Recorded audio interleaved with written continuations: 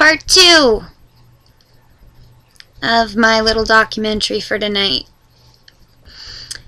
I'm going to just try to stick with some facts here. People want to know why I want to take my dad to Houston, Texas, and why I don't want my dad to get a transplant.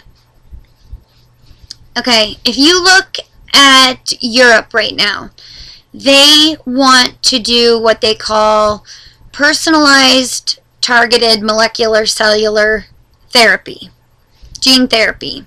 They want to take a profile of your tumor and your DNA and find out exactly what in your body switched off, what cells turned on you.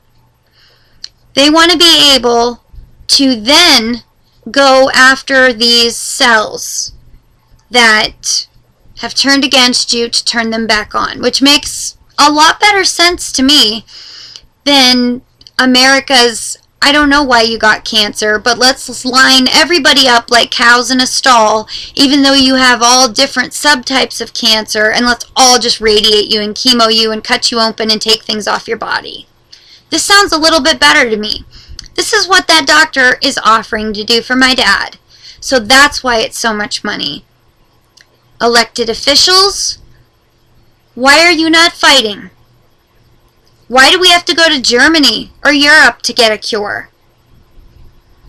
Is it because these people are funding your campaign?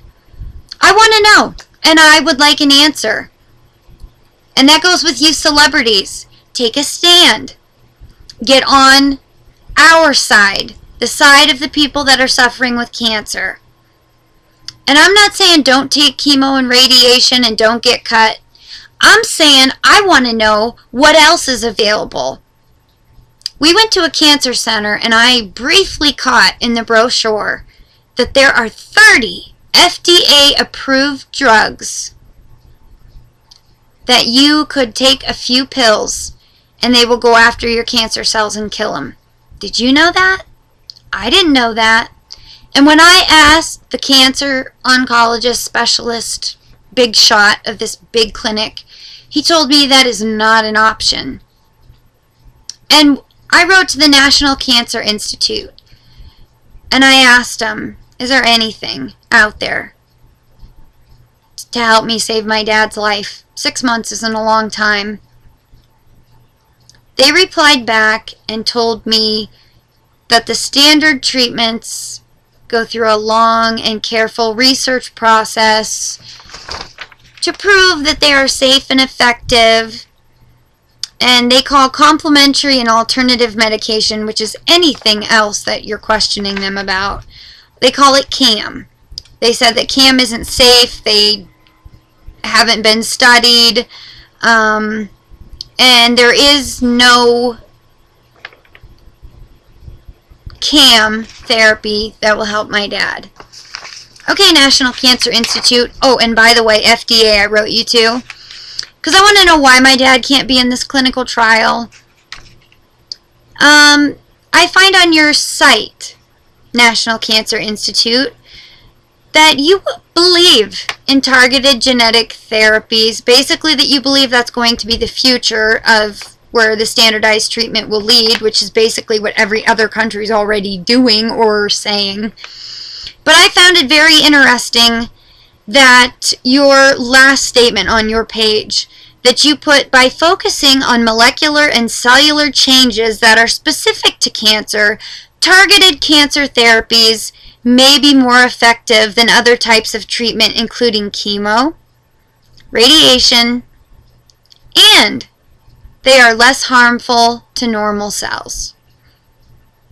So I wrote you and I asked you why you didn't tell me about these FDA-approved drugs. I want to know why the cancer centers all over the United States are not telling people about this other option. Because you're either cut, chemoed, or radiated in America if you want your insurance company to pay. See, my dad wants to try this targeted genetic therapy that's going to be the future, and he's going to have to come up with all the money on his own. And Dr. Brzezinski, who is brave enough and willing enough to do this kind of procedure, has to personally raise $300 million to try to get his drugs on the market. When you have people like the National Cancer Institute, who's raking in loads of money, government grants here and there and here and there, and $50 million to produce more chemo drugs. I don't want chemo. Speaking of chemo, since I have a minute, some of you might not know, I doubt it, but some of you might not know anyone with cancer. And maybe you've been lucky enough not to have been to the cancer centers or been a caregiver for someone who's had cancer. I want to tell you that chemocare.com has the side effects of chemo listed. And they are 6 pages. And they duly note that some of these will go away after you stop chemo, but some of them are going to stay with you.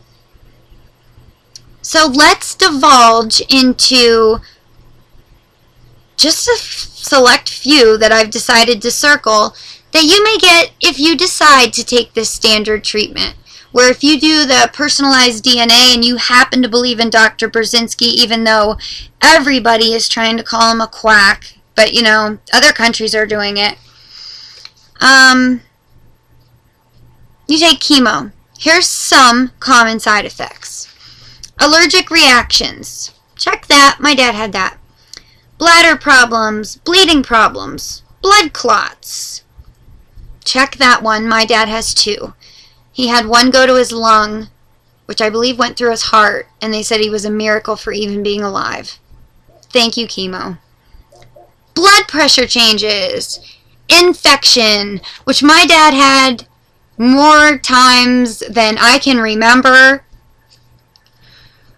It seemed like every time I seen him, he came down with a different infection and was pumped full of antibiotics. It seemed to me like he was one of the cows that were being fed antibiotics that end up on our grocery store shelves.